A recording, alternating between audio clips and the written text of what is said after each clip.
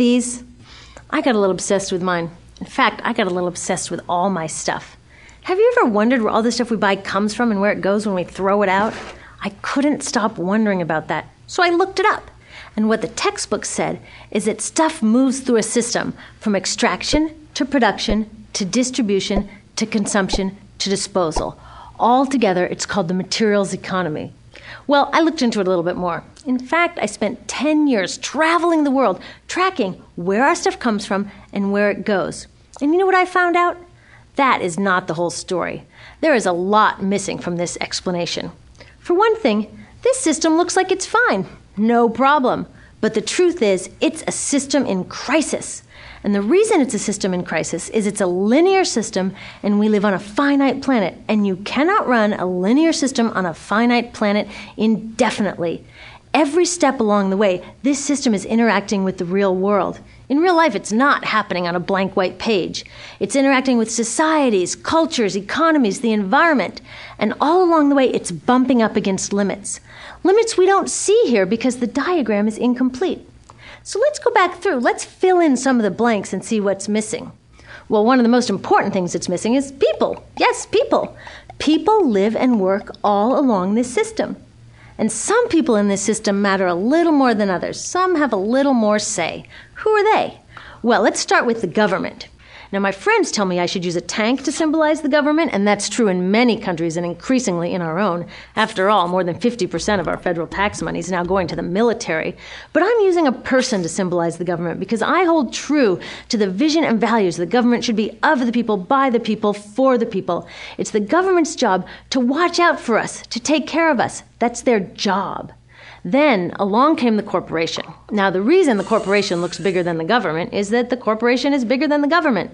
Of the 100 largest economies on Earth now, 51 are corporations. And as the corporation has grown in size and power, we've seen a little change in the government where they're a little more concerned in making sure everything's working out for those guys than for us. Okay, so let's see what else is missing from this picture. We'll start with extraction, which is a fancy word for natural resource exploitation, which is a fancy word for trashing the planet.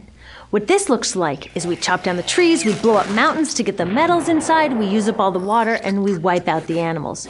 So here we are running up against our first limit. We are running out of resources. We are using too much stuff. Now, I know this can be hard to hear, but it's the truth, so we've got to deal with it. In the past 3 decades alone, 1/3 of the planet's natural resource base has been consumed. Gone. We are cutting and mining and hauling and trashing the place so fast that we're undermining the planet's very ability for people to live here. Where I live, in the United States, we have less than 4% of our original forests left. 40% of the waterways have become undrinkable. And our problem is not just that we're using too much stuff, but we're using more than our share. We have 5% of the world's population, but we're using 30% of the world's resources and creating 30% of the world's waste. If everybody consumed at U.S. rates, we would need 3 to 5 planets. And you know what? We've only got 1.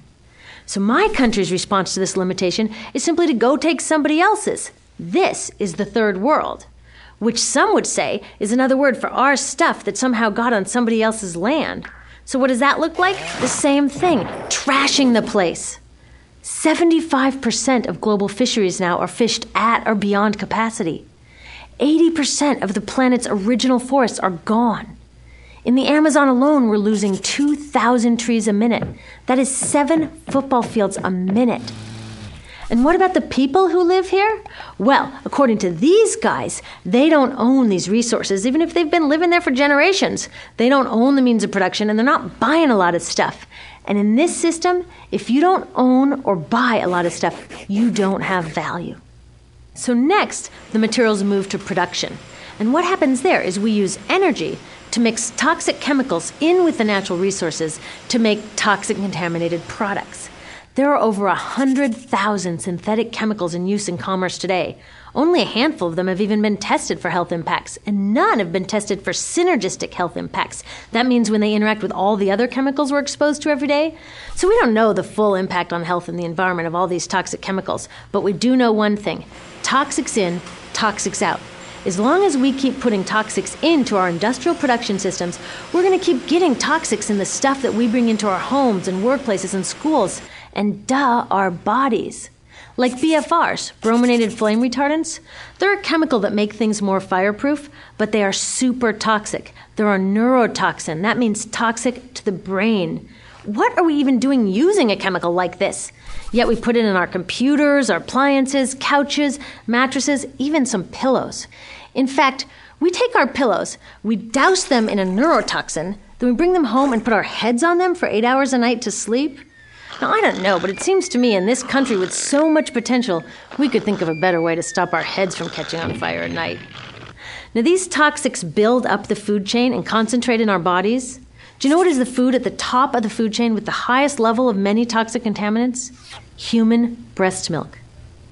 That means that we've reached a point where the smallest members of our societies, our babies, are getting the highest lifetime dose of toxic chemicals from breastfeeding from their mothers.